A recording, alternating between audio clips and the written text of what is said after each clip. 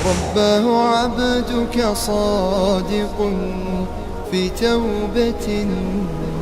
فاغفر إلهي ماضي الأسرار. رباه يا رباه ذنبي قاتل، وأنا المقصر واضح الأوزار. اعوذ باللہ من الشیطان الرجیم، بسم اللہ الرحمن الرحیم، الحمد للہ رب العالمین، والعاقبۃ لأہل التقوی والیقین، ثم الصلاة والسلام علی اشرف الانبیاء والمرسلین، سیدنا و نبینا و شفیع ذنوبنا ابی القاسم المصطفى محمد، اللہم صل علی محمد و آل محمد وعجل فرجہم، و اہل بیتہ الطیبین الطاہرین المعصومین المظلومین المنتجبین المنتخبین، الذین اذہب اللہ عنہم الرجس وطہرہم تطہیرا، اللہم صل علی محمد و آل محمد وعجل فرجہم، ولعنۃ اللہ علی اعدائہم اجمعین من یومنا ھذا الی لقاء یوم الدین، اما بعد فقد قال اللہ الحکیم فی محکم کتابہ الکریم، بسم اللہ الرحمن الرحیم، وَأَحَلَّ اللَّهُ الْبَيْعَ وَحَرَّمَ الرِّبَا۔ عزیزان گرامی، سب سے پہلے آپ کی خدمت میں سلام علیکم ورحمۃ اللہ وبرکاتہ۔ سلام کے بعد آپ کی خدمت میں اس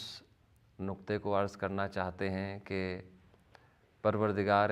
عالم کا لاکھ لاکھ شکر ادا کرتے ہیں کہ اس نے ہمیں یہ توفیق دی کہ حیات طیبہ کے عنوان سے جو پروگرام آپ کی خدمت میں ہم نے مسلسل پیش کیا، اس پروگرام میں ہم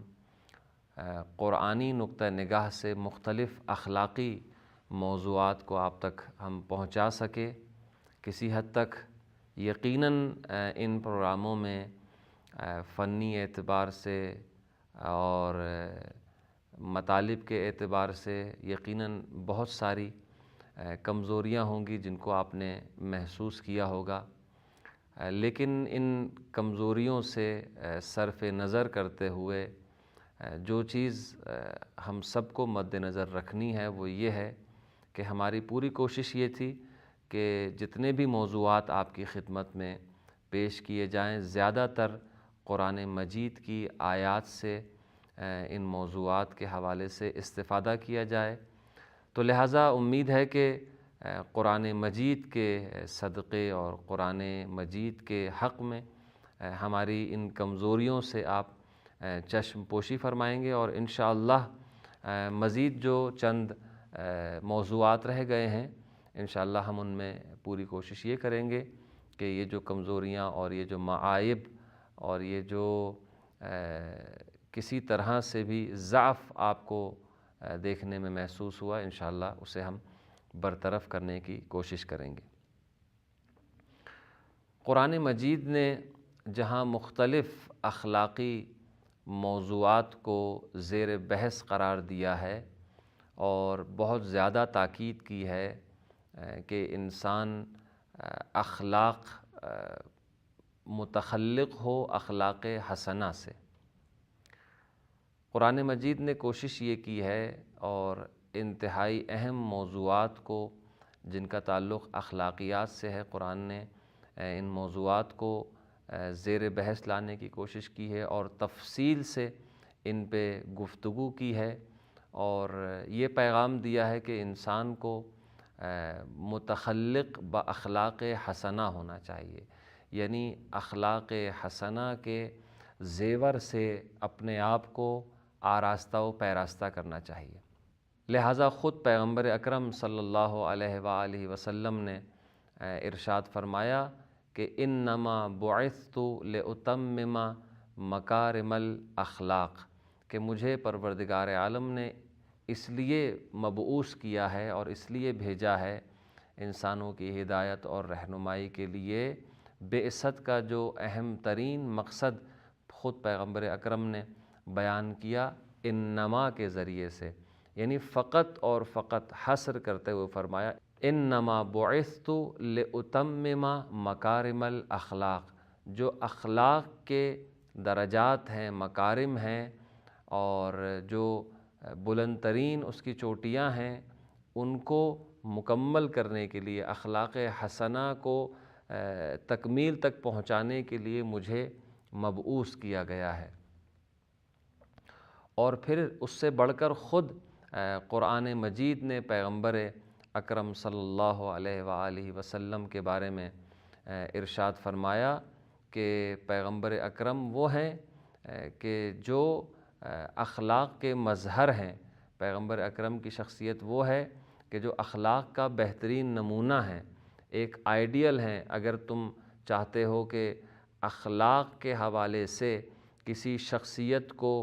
کاملاً اس کی پیروی کرو اور اس کی اتباع کرو، تو یقیناً پیغمبر اکرم کی ذات میں تمہارے لیے ایک بہترین نمونہ ہے۔ تو لہٰذا پیغمبر اکرم کی زبان مبارک سے بھی اور خود قرآن مجید نے بھی پیغمبر کی سیرت کو بہترین سیرت اور ان کے اخلاق کو بہترین سیرت قرار دیا ہے، اور ان کے اخلاق کو بہترین اخلاق قرار دیا ہے۔ تو اب انہی اخلاقی موضوعات میں سے جب انسان متخلق بے اخلاق حسنہ ہوگا، یعنی اخلاق حسنہ سے مزین ہوگا، تو پھر اسے حیات طیبہ ملے گی، اسے حیات طیبہ ملے گی، پاک و پاکیزہ زندگی پروردگار عالم اسے عطا فرمائے گا۔ تو جہاں مختلف اخلاقی موضوعات پہ گفتگو کی جا چکی ہے، ان میں سے ایک اور اہم موضوع کہ جس کا تعلق نہ فقط انسان کی انفرادی زندگی سے ہے بلکہ انسان کے معاشرے سے، انسان کے سماج سے بھی اس کا بہت گہرا تعلق ہے، اور وہ کون سی چیز ہے؟ وہ ہے خرید و فروخت۔ آپ یقیناً اپنی زندگی میں صبح سے شام تک بہت سارے جہاں کام کرتے ہیں، ان میں سے ایک کام آپ کیا کرتے ہیں؟ خریداری کرتے ہیں۔ آپ چاہے باہر جا کے اپنے گھر کے لیے ضرورت کا سامان خریدیں یا کوئی اور چیز خریدیں جو اپنی زندگی کو گزارنے کے لیے شاید ضروری ہے، یعنی خریداری انسان کی زندگی کا حصہ بن چکا ہے آج کے دور میں، اور ہر دور میں رہا ہے کہ انسان کے پاس ہر وہ چیز جو اس کی ضرورت کو پورا کرے، ہر چیز مہیا اور موجود نہیں ہوتی، لہٰذا انسان اس کو خریدتا ہے۔ جو چیز اس کے پاس کم ہے، جو چیز اس کے پاس کم ہے، اسے وہ خرید کر اپنی ضرورت کو پورا کرتا ہے۔ پھر ایک طرف خریدار ہوتا ہے اور دوسری طرف بیچنے والا ہوتا ہے، دکاندار۔ تو لہٰذا خرید اور فروش یا خرید و فروخت یہ خود انسان کی زندگی کا حصہ ہے، ہر دور میں رہا ہے۔ تو لہٰذا اسے کہتے ہیں تجارت، لین دین، یعنی ایک شخص دیتا ہے اور دوسرا شخص لیتا ہے، ایک شخص بیچتا ہے، دوسرا خریدتا ہے، ایک دکاندار ہوتا ہے، دوسرا گاہک ہوتا ہے۔ تو لہٰذا یہ زندگی کا حصہ ہے اور زندگی اسی سے آگے بڑھتی ہے، چلتی رہتی ہے، اور یہ ایک معاشرے کے اندر، ایک چلتے پھرتے معاشرے کے اندر لین دین جب تک نہ ہو، تجارت نہ ہو، خرید و فروخت نہ ہو، تو ظاہر ہے وہ پھر وہ معاشرہ ایک شاید یوں کہا جا سکے کہ ایک انسانی معاشرہ نہیں ہو سکتا۔ ممکن ہے کہ وہ کوئی دوسری کسی مخلوق کا معاشرہ ہو، لیکن کوئی انسانی معاشرہ نہیں ہو سکتا۔ لیکن جہاں بھی انسان بستے ہیں اور انسان رہتے ہیں، اپنی ضروریات کو پورا کرنے کے لیے خرید و فروخت کرتے ہیں، تجارت کرتے ہیں۔ اب یہاں پہ قرآن مجید نے اسی تجارت کو اور لین دین کو، خرید و فروخت کو حلال قرار دیا ہے۔ اس کی کچھ قوانین بیان کیے ہیں، اس کے کچھ حدود بیان کی ہیں، لیکن خود تجارت، لین دین اور خرید و فروخت کرنا یہ کیا ہے؟ حلال ہے۔ اور اسی لیے پروردگار عالم نے قرآن مجید میں ارشاد فرمایا، سورہ بقرہ کے اندر وَأَحَلَّ اللَّهُ الْبَيْعَ وَحَرَّمَ الرِّبَا، پروردگار عالم نے بیع کو یعنی خرید و فروخت کو حلال قرار دیا ہے، تمہارے لیے مباح قرار دیا ہے، تم یہ عمل انجام دے سکتے ہو، اور ظاہر ہے کہ یہ حلال ہے اور انسان کی زندگی اس کے بغیر گزر نہیں سکتی۔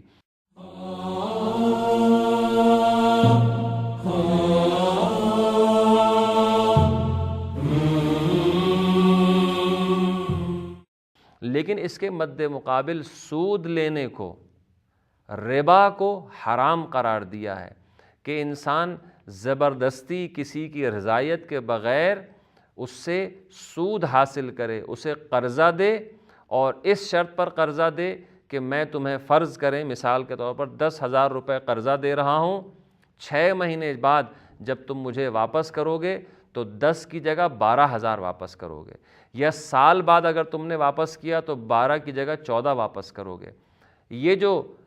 6 مہینے بعد 2,000 کی رقم، یا سال بعد یہ جو 10,000 کے اوپر اس نے 4,000 روپے کی رقم کو اضافہ اس کے لیے مشروط کر دیا ہے، یہ ربا ہے، سود ہے، اور یہ اسلام میں حرام ہے۔ شدت کے ساتھ پروردگار عالم نے ربا کو یعنی سود خواری کو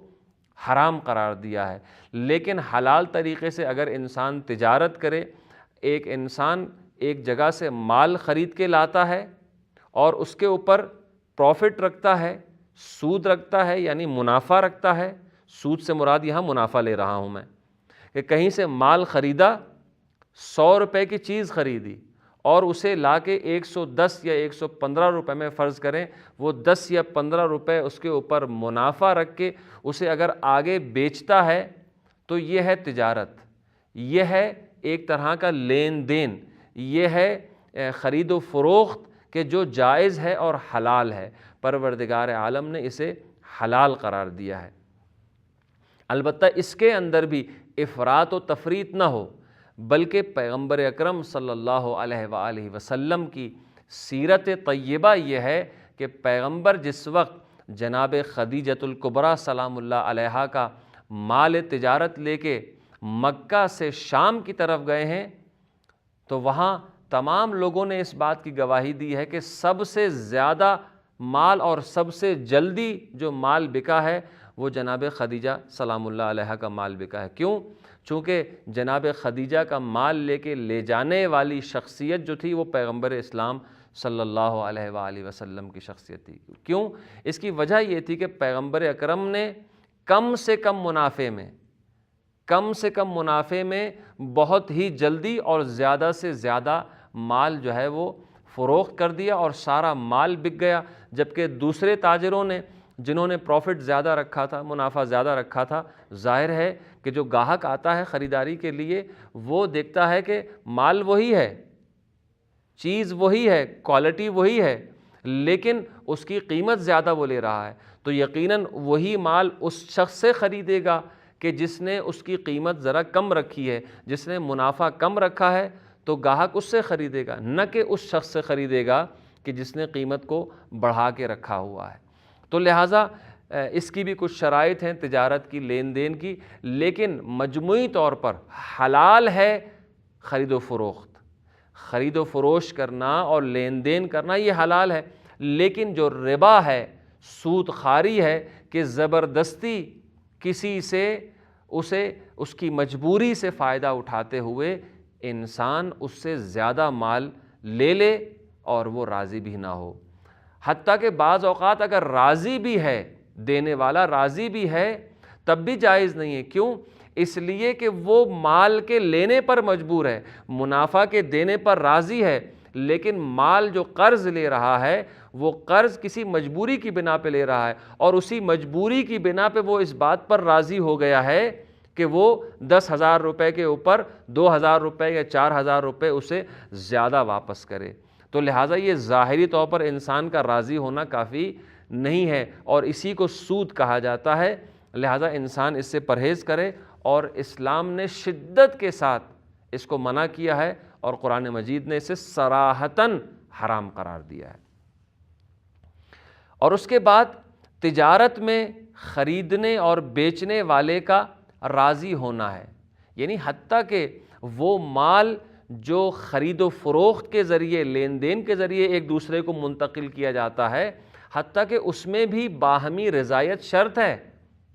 یعنی اگر آپ کوئی چیز بازار میں خریدنے کے لیے جاتے ہیں تو دکاندار آپ کو اگر زبردستی کوئی چیز تھما دے، آپ نے ایک چیز اپنے ہاتھ میں لے لی، اسے دیکھا اور وہ زبردستی کہے کہ نہیں اب تو آپ نے چونکہ یہ ہاتھ میں دیکھا ہے، لیا ہے اور اسے دیکھا ہے، ٹٹولا ہے اور یہ کیا ہے، اور اس طریقے سے زبردستی اسے مجبور کرے، تو یہ جائز نہیں ہے۔ یا دکاندار بیچنا نہیں چاہ رہا اور آپ زبردستی کہیں کہ نہیں آپ مجھے یہ بیچیں، یہ مجھے حتماً چاہیے، مجھے خواہ میں اس کی ضرورت ہے۔ دکاندار آپ کو نہیں بیچنا چاہ رہا، کیوں نہیں بیچنا چاہ رہا؟ اس کی مرضی ہے، چونکہ اس کا مال ہے۔ تو لہٰذا اس میں باہمی رضایت، باہمی ایک دوسرے کے ساتھ راضی ہونا یہ بھی ضروری ہے۔ اسی لیے مراجع نے، فقہا نے جب تجارت میں لین دین کے حوالے سے فتاویٰ دیے ہیں تو اس میں ایک دوسرے کا راضی ہونا ضروری قرار دیا ہے۔ اور اسی لیے قرآن مجید کی ایک آیت بھی اس حوالے سے پروردگار عالم نے قرآن مجید میں اتاری، سورہ النساء کی آیت نمبر 29 ہے، کہ جس میں پروردگار عالم ارشاد فرماتا ہے، اعوذ باللہ من الشیطان الرجیم، یا ایہا الذین آمنوا لا تأکلوا اموالکم بینکم بالباطل، اے صاحبان ایمان، تم ایک دوسرے کے مال کو اپنے ایک دوسرے سے باطل کے ذریعے، حرام طریقے سے ایک دوسرے کا مال نہ کھاؤ، الا ان تکون تجارتا عن تراض منکم، لیکن اگر تجارت کے ذریعے ایک دوسرے کا مال کھاتے ہو، لین دین کے ذریعے سے، تجارت وہی لین دین ہے، خرید و فروخت ہے، لہٰذا اگر تجارت ایسی تجارت کہ جس میں دونوں طرفین راضی ہوں، بیچنے والا بھی راضی ہے اور خریدنے والا بھی راضی ہے،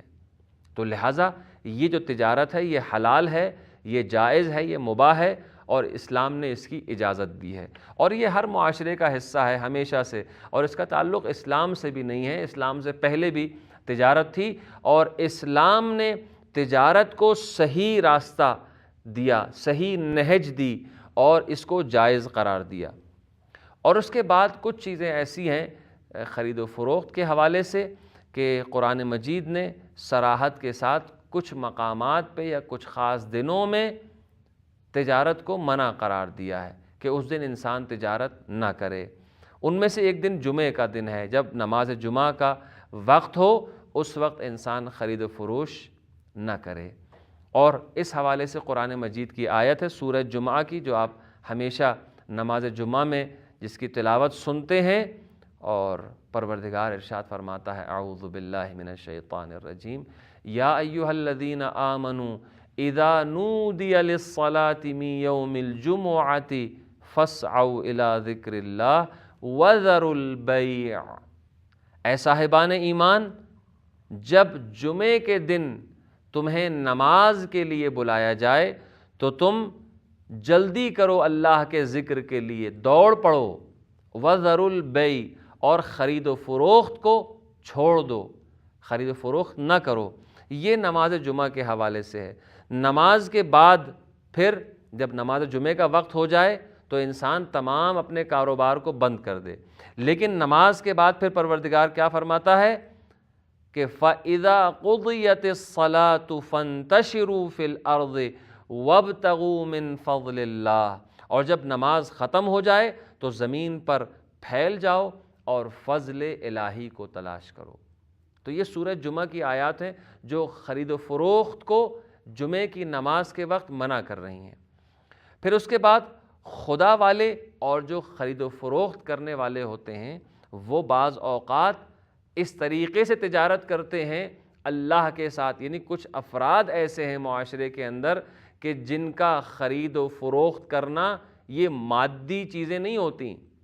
بلکہ وہ اللہ کے ساتھ تجارت کرتے ہیں،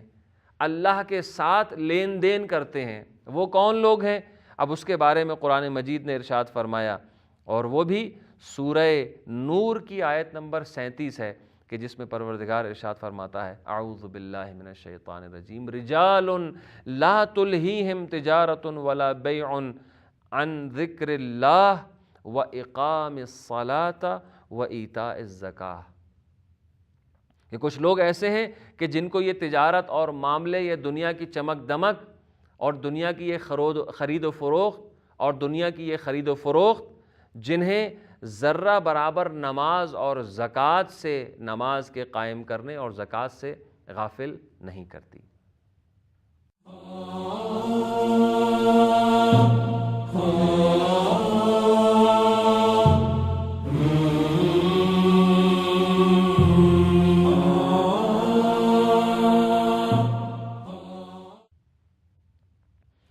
اور اس کے علاوہ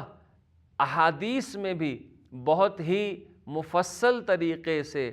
خرید و فروخت کے کچھ اصول بیان کیے گئے ہیں کہ اس انسان کس طریقے سے خریدے۔ بیچنے والے کو، یعنی دکاندار کے لیے حکم یہ ہے کہ وہ زیادہ منافع نہ لے، ناپ تول میں کمی نہ کرے، بلکہ جب تول رہا ہے تو تھوڑا سا وزن زیادہ کر دے تاکہ پروردگار عالم اسے برکت عطا کرے۔ منافع کم رکھے اور تولنے میں تھوڑا سا زیادہ تولے، چند گرام اگر زیادہ کر دے تو اسے کوئی نقصان نہیں ہوگا، چونکہ ادھر سے منافع بھی لے رہا ہے۔ اور منافع بھی کوشش یہ کرے کہ بہت زیادہ منافع نہ لے، ایک معتدل، ایک عقلی طور پر جتنا منافع اسے لینا چاہیے اس سے زیادہ منافع نہ لے۔ اور اس کے علاوہ کچھ اور شرائط ہیں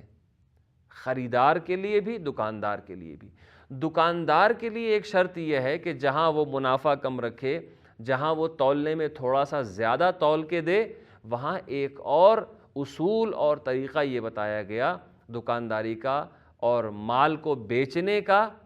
کہ وہ سچائی کے ساتھ، صداقت کے ساتھ اپنی تجارت کو آگے بڑھائے۔ آج ہمارے معاشرے کے اندر لوگ اسے کاروباری کہتے ہیں کہ جو جھوٹ کے بغیر کاروبار کرتا ہی نہیں ہے، جبکہ اسلام کہتا ہے کہ نہیں، کاروبار سچائی اور صداقت کے بغیر نہیں ہو سکتا۔ اس لیے کہ جو خریدار ہیں، جو مشتری ہوا کرتے ہیں، جنہیں عربی زبان میں مشتری کہا جاتا ہے، یعنی خریدنے والا، گاہک،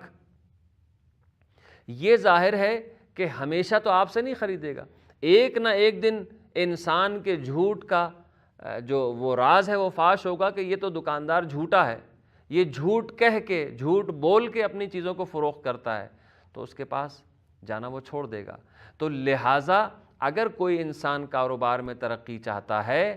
تو اسے چاہیے کہ وہ جھوٹ سے کام نہ لے، بلکہ سچائی کے ساتھ، میں نے یہ چیز اتنے میں خریدی ہے اور اس کا منافع میں اتنا لے رہا ہوں، جو میرا حق ہے، جو زحمت کر رہا ہوں، دکان کا کرایہ ہے، مکان کا کرایہ ہے، اپنے بچوں کا پیٹ پالنا ہے، تو ان تمام چیزوں کو مد نظر رکھتے ہوئے ایک مناسب اور معقول منافع وہ رکھ سکتا ہے اور اس کا حق بنتا ہے، لیکن اس سے زیادہ جو غیر معقول ہے، اتنا زیادہ منافع وہ نہ رکھے۔ پس منافع کم ہو، سچائی کے ساتھ کام لے، اور ساتھ ساتھ تولنے میں وہ تھوڑا سا زیادہ تول کے دے، حتیٰ کہ ناپنے والی چیزیں ہیں، مثال کے طور پر کپڑا ہے تو ناپنے میں جہاں وہ گز اور میٹر کے حساب سے ناپتا ہے تو آخر میں 1 انچ یا اس سے کم یا اس سے زیادہ وہ تھوڑا سا کپڑے کو زیادہ کر کے دے، تاکہ خریدار اس سے راضی ہو جائے کہ اس نے ذرہ برابر کہیں ناپ تول میں کوئی کمی جو ہے وہ واقع نہیں کی۔ جبکہ ہم قرآن مجید میں دیکھتے ہیں کہ حتیٰ کہ حضرت شعیب علیہ السلام کی قوم پر جو عذاب نازل ہوا وہ ناپ تول میں کمی کی وجہ سے نازل ہوا، کہ وہ لوگ ناپ تول میں کمی کیا کرتے تھے، چاہے وہ چیزیں جو تولی جاتی ہیں ان کو وہ کم دیا کرتے تھے، گاہک کے حوالے کرتے تھے تو کم تولتے تھے، اور جو چیزیں ناپنے والی ہوتی تھیں ان کو بھی کم ناپتے تھے۔ تو لہٰذا جب یہ چیز، یہ بیماری معاشرے کے اندر بہت زیادہ عام ہو گئی تو پروردگار عالم کا عذاب نازل ہوا۔ تو بس انسان یہ کوشش کرے کہ ناپ تول میں کمی نہ کرے، سچائی سے کام لے، اس کے علاوہ سود سے پرہیز کرے۔ اور اس کے علاوہ ایک حدیث ہے پیغمبر اکرم صلی اللہ علیہ وآلہ وسلم کی، اس میں پیغمبر فرماتے ہیں کہ غفر اللہ عز وجل من کان قبلکم کان سہلا اذا باع سہلا اذا اشترا، کہ اس شخص پر خدا کی رحمت ہو کہ جو خرید و فروخت میں آسانی پیدا کرے. یعنی معاملہ اور لین دین میں جو لوگ بہت آسانی کے ساتھ معاملہ کر لیتے ہیں، سخت مزاج نہیں ہوتے، زیادہ قیمت کے معاملے میں اور زیادہ بحث نہیں کرتے، بہت ہی آسانی سے کہتے ہیں بھائی کہ آپ لے جائیں انشاءاللہ، میں آپ کو بہت ہی مناسب اور سستے ریٹ پر، کم قیمت پہ میں آپ کو یہ چیز دے دوں گا، آپ مطمئن ہو کے لے جائیں، تاکہ خریدار کو یہ اطمینان ہو جائے کہ یہ جھوٹ بولنے والا نہیں ہے، یہ اپنی چیز کو بیچنا چاہتا ہے. یعنی بیچے مگر سختی کے ساتھ نہ بیچے، اتنی قیمت زیادہ نہ رکھے کہ آخر گاہک کو قیمت جو ہے وہ کم کراتے کراتے اسے وہی منافع لینا پڑے جو منافع اس کو لینا چاہیے. لہٰذا انسان خرید و فروخت میں آسانی رکھے، خریدنے والا بھی دکاندار کے لیے آسانی رکھے اور بیچنے والا بھی گاہک کے لیے آسانی فراہم کرے. اور اس کے علاوہ بہت ساری احادیث ہیں، اور ایک اور حدیث جو آخری حدیث ہوگی ہماری اس گفتگو کی، جس میں امیر المؤمنین علی ابن ابی طالب علیہ السلام فرماتے ہیں کہ تم میں سے جو افراد قسم کھاتے ہیں، دیکھیں ہمارے معاشرے کے اندر تجارت میں یا تو جھوٹ بولتے ہیں یا جھوٹی قسم کھاتے ہیں، خدا کی قسم کھاتے ہیں، پیغمبر کی قسم کھاتے ہیں، نہ جانے کس کس کی قسم کھاتے ہیں، قسم کے بغیر وہ سمجھتے ہیں کاروبار ہو ہی نہیں سکتا. امیر المؤمنین فرماتے ہیں کہ قسم کھانے سے بچو، ایاکم والحلف، تمہیں چاہیے کہ تم قسم کھانے سے بچو، اس لیے کہ قسم کھانے سے اصل سرمایہ خرچ ہو جاتا ہے اور ہونے والی برکت ختم ہو جاتی ہے. یعنی جو برکت ہونے والی تھی اس کے مال میں، تجارت میں، لین دین میں، جو پروفٹ ہونے والا تھا، جو برکت ہونے والی تھی، وہ ختم ہو جاتی ہے. اور جو اصل سرمایہ ہے، جو رأس المال ہے، یعنی جتنا پیسہ کسی انسان نے تجارت میں لگایا تھا، تو وہ اصل مال بھی ختم ہوتا جاتا ہے. قسم کھانے سے یہ نقصان ہے. تو لہٰذا پروردگار عالم کی بارگاہ میں ہم دعا کرتے ہیں، پروردگار عالم ہمیں یہ توفیق دے، بالخصوص اس اسلامی اور ایمانی معاشرے کو یہ توفیق دے کہ جس معاشرے کے اندر تجارت ہے، لین دین ہے،